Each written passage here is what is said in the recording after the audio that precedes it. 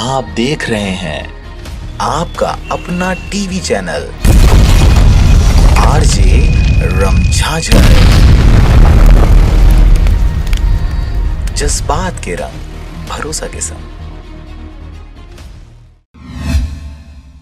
खबर है बिलासपुर जिला के बिल्हा क्षेत्र का, जहां पर मोदी सरकार के 7 साल पूरे होने पर बिल्हा के कांग्रेसियों ने कार्य पूर्ण न करने का किया विरोध। पूछे 22 सवाल, क्या जवाब दे पाते हैं केंद्र में बैठे भाजपा के सरकार। केंद्र में बैठी मोदी सरकार के 7 साल पूरे होने पर बिल्हा विधानसभा के प्रत्याशी राजेंद्र शुक्ला व ब्लॉक कांग्रेस कमेटी बिल्हा के अध्यक्ष गीतांजलि कौशिक ने आज बिल्हा विश्राम गृह में आयोजित संयुक्त प्रेस वार्ता के माध्यम से केंद्र में बैठी मोदी सरकार को घेरे में लेते हुए उनसे सवाल किया कि प्रधानमंत्री नरेंद्र मोदी कहते थे कि वर्ष 2022 तक किसानों की आय दुगनी हो जाएगी। किसानों की आय दुगनी होना तो दूर, आज देश का किसान बदहाली की कगार पर पहुंच गया है और केंद्र सरकार द्वारा किसान विरोधी 3 काले कानून पारित किए जाने के कारण आज किसान सड़कों पर उतर हड़ताल करने को मजबूर हैं, जो किसी से भी छुपा हुआ नहीं है। इस तरह मोदी सरकार प्रतिवर्ष 2 करोड़ लोगों को रोजगार देने का वादा भी किया था। 7 वर्षों में 2 करोड़ के हिसाब से 14 करोड़ लोगों को रोजगार मिलना था। क्या आज वर्तमान तक उन्हें रोजगार प्राप्त हुआ? वहीं आज खाद और बीज की कीमतें भी आसमान छू रही हैं। मोदी जी का यह भी वादा था कि छोटे व सीमांत किसानों जिनकी उम्र 60 वर्ष से ऊपर है उनको पेंशन दिया जाएगा। आज तक किसी भी किसान को पेंशन प्राप्त नहीं हुआ। मोदी जी का नारा था कि हर भारतीय के खाते में 15 लाख रुपए आएगा। आज तक किसी भी भारतीय नागरिक के खाते में 15 लाख रुपए नहीं आया। देश में सभी को कोरोना वायरस का टीका लगाने के लिए 35,000 करोड़ रुपए जो प्रावधान किया गया था, उस रुपये का क्या हुआ और वह कहां चला गया? वहीं देश के नागरिकों को कोरोना का टीका लगवाने के बजाय विदेशों को बेच दिया गया, जिससे देश को कोरोना टीका में वैक्सीन की कमी का सामना करना पड़ा। क्या पेट्रोल और क्या डीजल की कीमत 30 रुपए पहुंची? रसोई गैस की कीमतें भी आज आसमान छू रही हैं और महंगाई अपने चरम पर पहुंच गई है। वहीं क्या नोटबंदी एवं जीएसटी से देश को फायदा हुआ? फायदा होना तो दूर की बात है, आज देश की अर्थव्यवस्था निम्न स्तर तक जा पहुंची है। क्या अच्छे दिन आ गए? अगर इन्हें ही अच्छा दिन कहा जाएगा तो इससे बुरा और कुछ नहीं हो सकता। मोदी जी का यह नारा था, देश नहीं बिकने दूंगा। यह कहने वाले मोदी जी ने रेल भेल सेल सहित पूरे देश के सार्वजनिक उपक्रमों को क्यों बेच दिया? प्रधानमंत्री केयर फंड से घटिया वेंटिलेटर की खरीदी की गई, इसमें भ्रष्टाचार हुआ। इसका जिम्मेदार कौन है? क्या आज भारतीय रुपया डॉलर के बराबर पहुंच गया है? क्या देश के युवा उद्यमियों को 50 लाख रुपए का कोलेटरल मुक्त ऋण मिला? और अगर मिला है तो कितनों को मिला है? नोटबंदी से आतंकवाद व नक्सलवाद खत्म होगा आप बोलते थे, लेकिन आज आतंकवाद और नक्सलवाद में भी कोई कमी नहीं आई। गत वर्ष कोरोना काल में दिया गया 20 लाख करोड़ का पैकेज कहां गया? जनता का तो यहां तक कहना है कि हमें तो उसका 1 रुपए भी राहत के तौर पर प्राप्त नहीं हुआ। केंद्र की मोदी सरकार ने 7 वर्ष पूर्ण किया, इसको लेकर भारतीय जनता पार्टी एक ऐसा माहौल बना रही जैसे इसने 7 साल में देश को बदल दिया हो। इसीलिए हम लोग पूछना चाहते हैं भारतीय जनता पार्टी से और मोदी जी से कि पिछले 7 साल में आपने क्या किया? इस देश को बिकने नहीं दूंगा कहने वाले आज एयरपोर्ट, रेलवे स्टेशन सब बेच रहे हैं।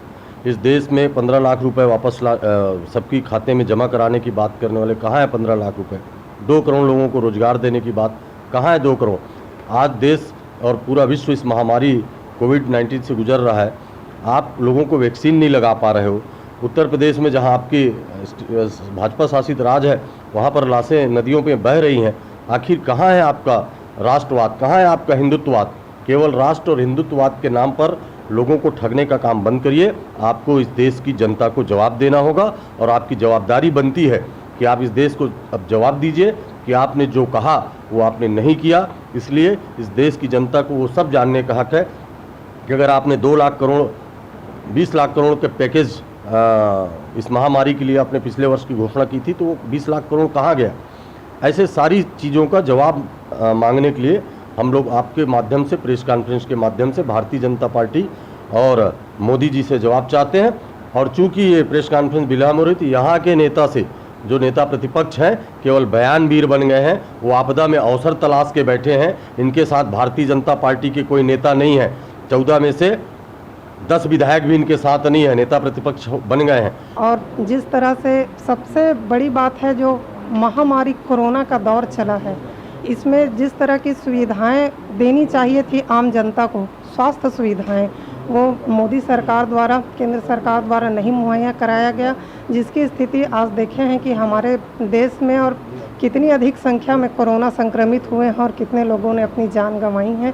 इसके साथ ही साथ मैं कहना चाहूँगी कि जो वैक्सीनेशन है, टीकाकरण का प्रचार प्रसार तो किया जा रहा है, लेकिन वास्तव में टीका लगना है तो हमारे केंद्रों पर टीका उपलब्ध नहीं है, जिसकी जिम्मेदारी केंद्र सरकार की रही है, वो भी उन्होंने उपलब्ध नहीं कराया है। आज चारों तरफ बेरोजगार व्यक्ति घूम रहे हैं, वो बहुत ज़्यादा परेशान हैं और त्रस्त हैं। क्योंकि जो उन्होंने वादा किया था कि 2 करोड़ लोगों को रोज़गार देंगे, आज मैं पूछना चाहती हूँ कि कितने लोगों को उन्होंने रोज़गार दिया है।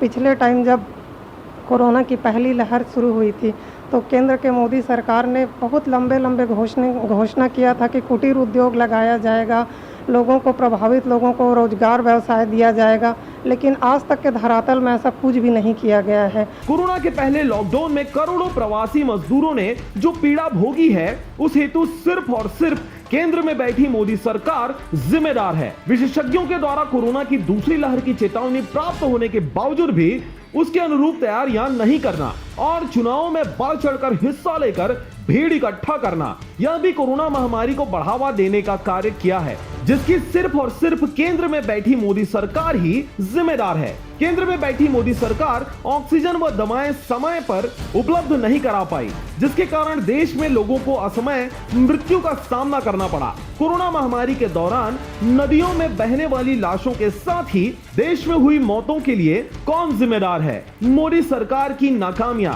और असफलताओं से देश में आम जनता के बीच घोर निराशा और आक्रोश व्याप्त हो चुका है। मोदी सरकार ने अपने 7 साल के कार्यकाल में देश और प्रदेश की आम जनता सहित समाज के सभी वर्गों के साथ विश्वासघात किया है, जिससे देश में सामाजिक एवं आर्थिक व्यवस्था चरमरा गई है। वहीं मोदी सरकार अपनी खोखली उपलब्धियों का गुणगान कर जनता से चुनाव में किए गए घोषणाओं से वादा खिलाफी कर एक धोखेबाज अविश्वसनीय सरकार के रूप में स्थापित हुई है और आम जनता के बीच अपना विश्वास पूरी तरीके से खो चुकी है। बिला से मनहर बंजारे की रिपोर्ट, आरजे रमझाझर। और अब एक खास बात, आरजे रमझाझर के दर्शकों से निवेदन है, ताबड़तोड़ बेबाक व बेझिझक खबर देखने व जानने के लिए आज ही चैनल को सब्सक्राइब करें। लाल कलर का बटन सब्सक्राइब बटन है, उसे दबाते ही बेल आइकन आ जाएगा, उसे क्लिक करके ऑल ऑप्शन सेलेक्ट कर दें, जिससे सबसे पहले हमारे द्वारा डाले गए वीडियो आपके पास पहुंचेंगे और आप निर्बाध तरीके से इस चैनल के माध्यम से सारे खबर सबसे पहले देख सकते हैं। नमस्कार।